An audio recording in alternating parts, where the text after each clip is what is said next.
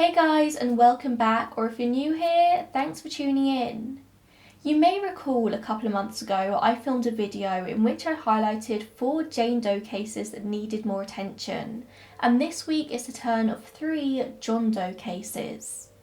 Often the smaller cases, the cases with less riveting, mysterious details, get overlooked or not talked about as much, so this series is my small attempt to correct that. Cases with less public detail aren't any less important than the rest. These are still people who need reuniting with their identities and in some cases need their murders solving. These cases are all based in the USA, and I do often get questions about why I cover so many USA cases, and the answer is pretty simple. It's a much bigger country than the UK with a much bigger population, which naturally means there are more cases to talk about. And the majority of my viewership is based in the USA as well, meaning most requests I get are for American cases. Don't worry though, I do have another Doe video lined up soon focusing on UK based cases. First, I want to start with Snohomish County John Doe, or sometimes known as Sultan Basin Road John Doe. I found the majority of information about this particular case in an article on heraldnet.com entitled Who Am I? Clues Heat Up Search for a Name of Another John Doe by Caleb Hutton. Now this article was actually only posted about 3 weeks ago, which is a good sign that things are still moving in this case. People are still actively trying to find answers. On the 10th of April 2007, 2 surveyors were about 9.5 miles up Sultan Basin Road in Sultan, Washington, USA. It's not too far outside Seattle. They were exploring the area for a logging job that they hoped to get, taking shortcuts through the woodland. In an area at the bottom of a sheer cliff face that was clear no one had set foot in for years, about 400 yards from the road and 10 miles north of US 2, they came across a makeshift camp that wasn't visible from the road. Or actually, maybe camp is too much of a generous description. It was more of a shelter, a tarp draped from a rope, which was stretched between 2 trees. But of course, it wasn't only a shelter that they found. It wasn't long until the surveyor spotted what they assumed to be a human jawbone, one of the attached teeth complete with silver filling. They wasted no time in reporting what they'd found to the Sultan Sheriff's Office. Investigators soon found the rest of the skull and an assortment of other human bones. As you may have deduced from the state of the body, this person had been dead for quite a while. It was estimated that he died any time between 2002 and 2007, but likely had been dead for at least a year considering the level of decomposition and the scattering of the bones. The state forensic anthropologist, Dr. Kathy Taylor, found that John Doe, as she soon deduced that the remains were that of a man, had likely died from a head injury. Or at least if that's not what he died from, he definitely had a head injury very close to his time of death. Being in the woods, it's likely a tree branch fell on him, but it can't be ruled out that another human was involved in his death. Despite this though, the Snohomish County Sheriff's Office have stated that the cause and manner of death are undetermined. Dental forensics showed that John Doe had a crossbite at his canines, the filling was in a molar, and 2 lower right teeth had either been removed or just never grew in. But overall, this man had good dental health and didn't need much dental work done in his life.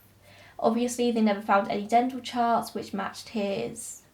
It was estimated that the man's age was anywhere between 20 and 50 years old, which is a pretty broad spectrum, and Doe Network states that he was white.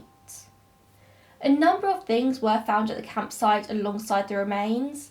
Caleb Hutton writes for HeraldNet that the clothing found were Air Jordan tennis shoes, 2 black and white flex hand gloves, which are the type that somebody might use for gardening, 1 grey sock, an off-white t-shirt, a blue fleece vest, a bluish Timberland beanie, and a green jacket. Namus also notes that a red, black and grey flannel shirt was found at the scene as well. Note that there's not a single pair of bottoms here. They didn't find any leg bones either, which has been noted as pretty odd.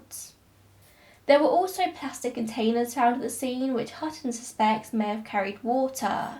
A plastic Coke bottle, a Gatorade bottle, and a blue antifreeze jug. There was also a dark coloured backpack found near some of the clothing, which held a blue plastic razor and a hairbrush. In terms of actual camping gear, not much was found either. There was a Stanley knife, a silver and red torch, a yellow lighter, and a two-tone blue sleeping bag, dark blue on the outside and light blue on the inside. This was clearly somebody who was planning to camp. They were at least a little bit prepared for the possibility of sleeping outside. Maybe this was their entire lifestyle, or maybe this was a rare occasion. They didn't find any food at the camp, nor any wrappers or fire pit of any kind for cooking. Investigators suspect that John Doe may have been a hitchhiker and set up camp in this spot for just the night before intending to continue on his journey. Certainly, if he didn't have any food on him, he probably didn't intend to stay in this spot for too long, and this is a well-known area for transients. Or, of course, there's a possibility that in the potential years since his deaths, animals had taken any food they could possibly find in the area. And that's about all investigators had to work on. Obviously, there was no identification or personal sentimental items found at the scene. There was no clue as to who this man was, and they didn't even know what he looked like. That is until 2016, when a forensic artist and retired Kent police officer called Natalie Murray made her attempt to give John Doe a face. When you're working with just a skull, it's pretty hard to identify what features a person may have had, but Natalie used a technique in which she glued rubber pegs to his bone to estimate the thickness of his skin. This photo here is the original 2016 reconstruction of John Doe, with a wide face, boxy jaw and crooked nose. She said to Caleb Hutton though for the April 2021 article that she feels like this drawing just doesn't do the man justice knowing what she knows now, and she's learned much more about forensic reconstruction since 2016. Her newest drawing shows a similar man to the first photo but different. The jaw isn't as defined, the nose is more bulbous but still crooked, and the nostrils are at different levels. DNA analysis has confirmed that the man is likely white of European heritage, his eyes were likely green, light brown or hazel, and his skin probably would have been prone to sunburn and freckles. If anything is going to help solve this case at this point, 14 years after his discovery, it's probably going to be DNA. It seems that the DNA Doe Project, who do incredible things in Doe identification, are working on Snohomish John Doe's case, but things have stalled and there hasn't been any progress in a while. By 2009, experts had managed to extract mitochondrial DNA from the back of John Doe's skull to be entered into CODIS, and they extracted another nuclear DNA profile in 2011, but neither of these led to any matches in the database. In 2017 and 2018, they unsuccessfully tried to get a sample for whole genome sequencing. So instead, when that failed, they sent the man's jaw and hip bones to a private lab called DNA Solutions for further testing. There, DNA Solutions were able to recover 2.6 billionths of a gram of genetic material, which has since been uploaded to GEDmatch. In case you've never watched another of my Doe videos, GEDmatch is a non-profit company which focuses on genetic genealogy. People can upload their raw DNA data.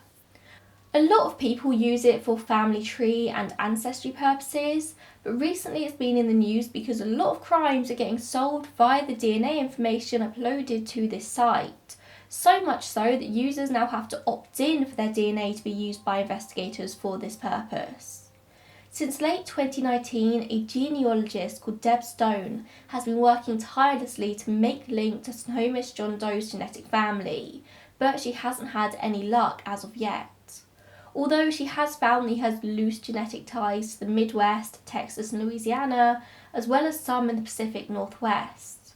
They're essentially just waiting for a bigger match to hit. If a second cousin or closer relative uploaded their DNA profile to the site, it wouldn't take long to work through the family tree and come up with a name match.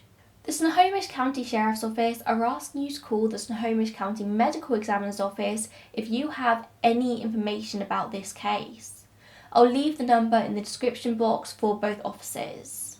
The Sheriff's Office are asking people to come forward if they've reported somebody as missing over 5 years ago and they're still missing, to call them with the person's full name and date of birth to ensure they're still entered as a missing person. Apparently some older cases have been inadvertently, accidentally removed from their database, and these are older cases which loved ones might still be wanting solved or may be linked to John Doe's case.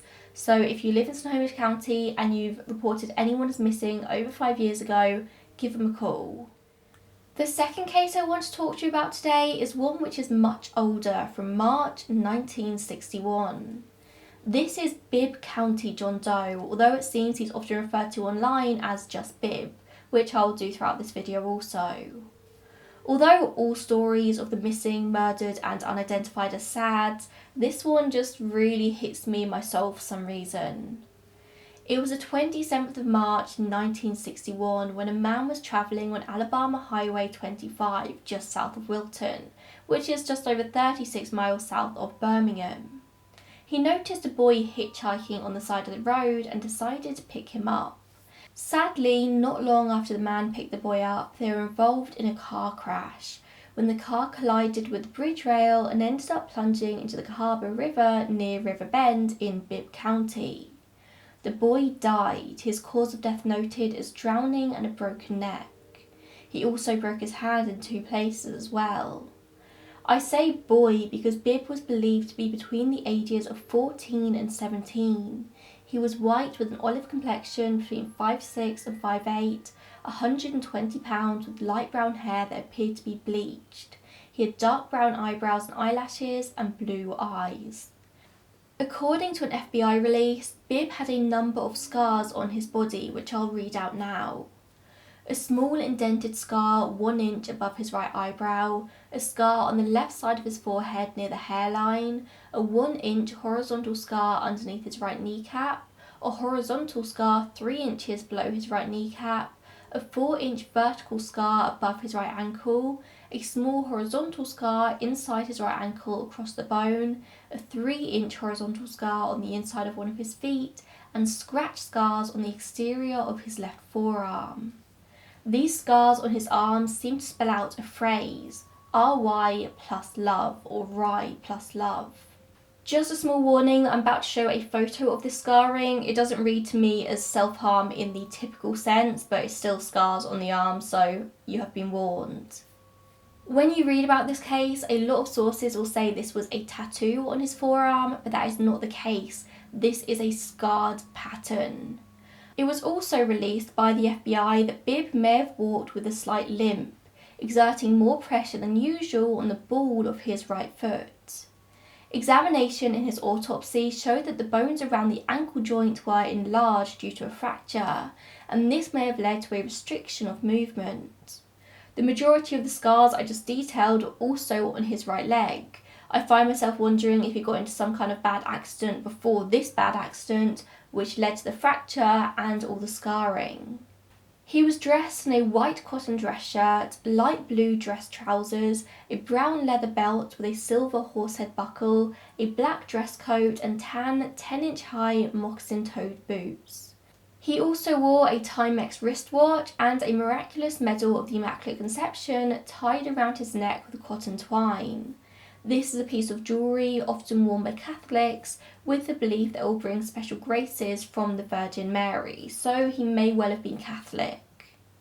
In his possessions, Bibb had a single pack of Pall Mall cigarettes, a brown plastic billfold, a penny box of matches and a small key.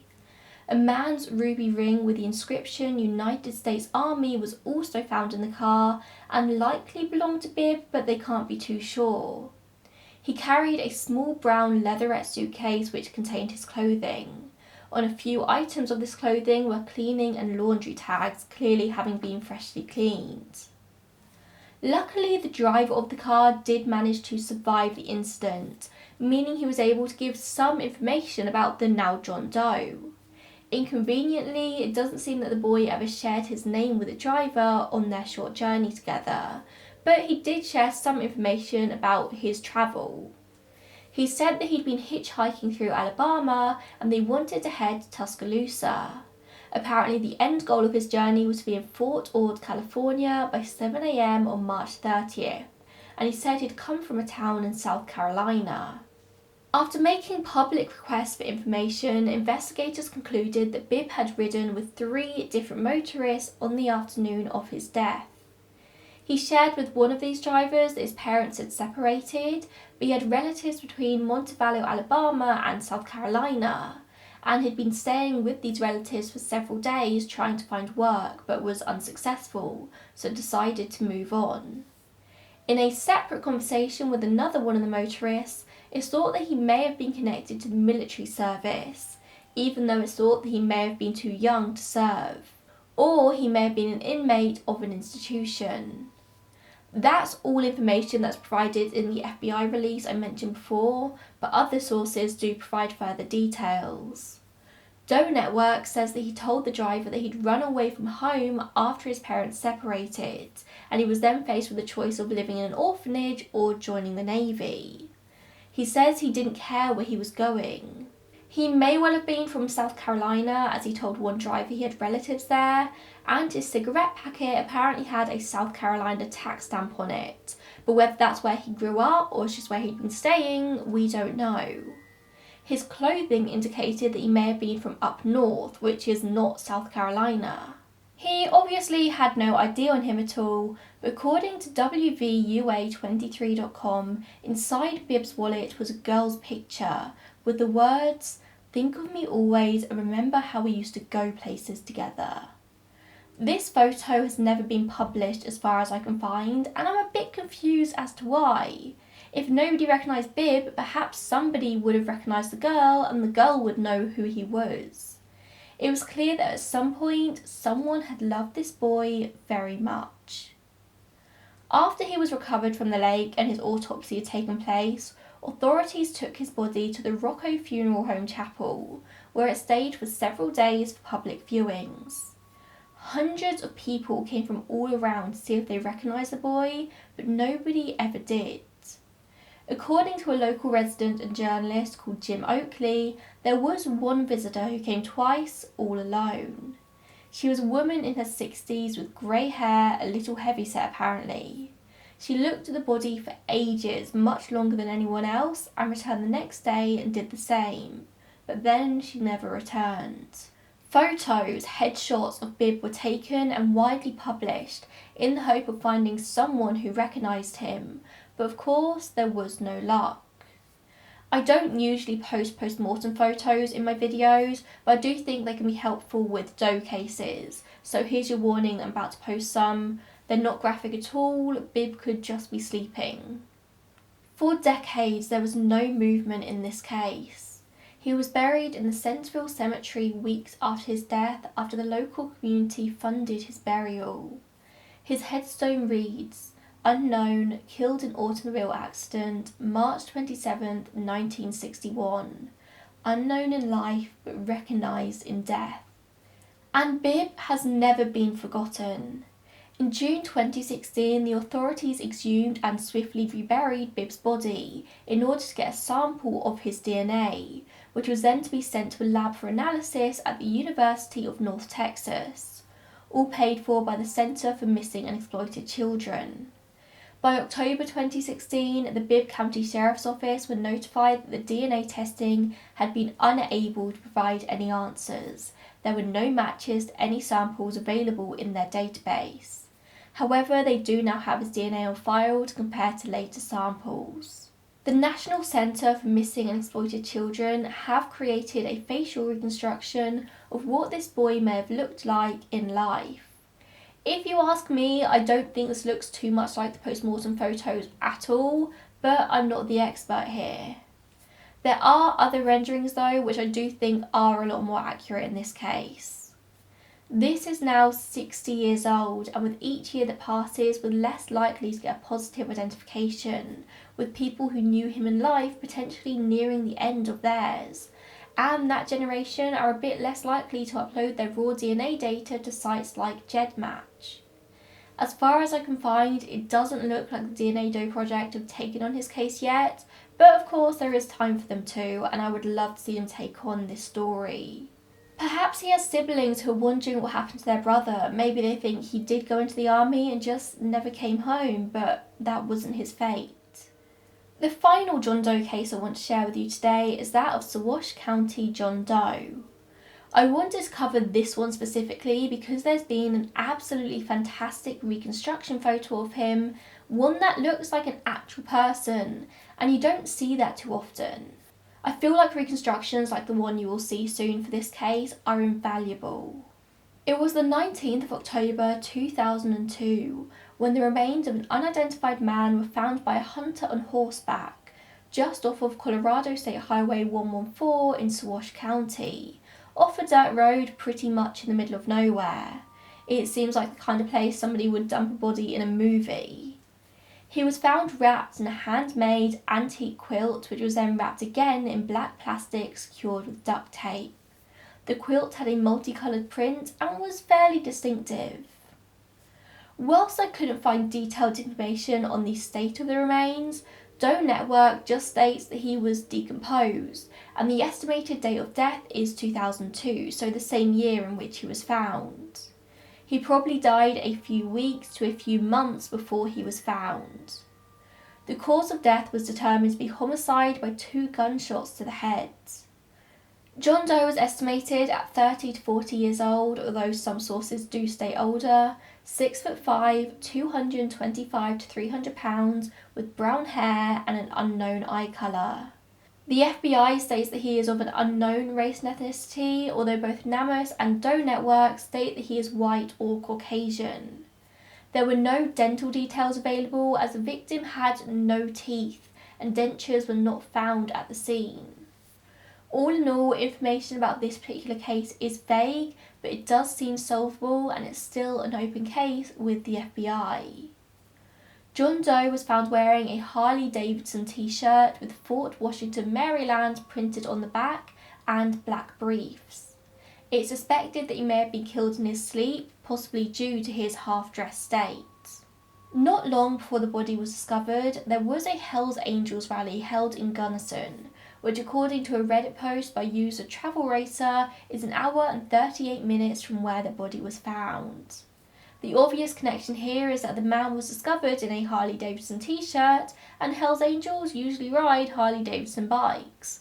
But of course a lot of people own Harley items without being affiliated with Hells Angels or even motorbikes in general. But it's a theory that he may have been connected with the rally and met with foul play whilst there or shortly after. This would have been a guy who stood out in a crowd, quite literally. He was 6'5" and he had no teeth, so he probably wore dentures. They're quite identifiable features. But obviously there was no ID or any identifiable personal items found with the body. There have been multiple facial reconstruction images over this man released over the years, but this digital rendering is possibly one of the best I've ever seen in any case. Of course, we won't know how accurate it is until we get an identification, but I feel like this kind of 3D lifelike rendering is so important.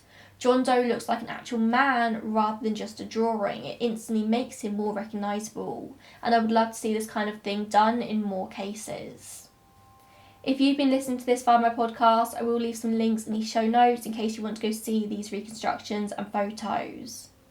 But there you have it. 3 John Doe cases which need more attention. I feel like a broken record at this point, but it's so important to remember that all of these victims were once living, breathing people with lives of their own, loved ones who maybe still think about them from time to time, wondering where they are. Or maybe their loved ones do more than that, maybe they've never stopped searching, but their voices have slipped through the cracks. There's only 2 ways that these cases are going to get solved. Through DNA matching, which, let's face it, the standard person can't help too much with, unless you want to upload your own DNA data to GEDmatch. Or through sharing these stories. The more people that hear about cases such as these, the more chance we have of the right person hearing it. Maybe someone will recognise a photo or a scar or a tattoo. As I mentioned before, all of the relevant contact details for each Doe will be found in the description box on YouTube or on my podcast in the show notes.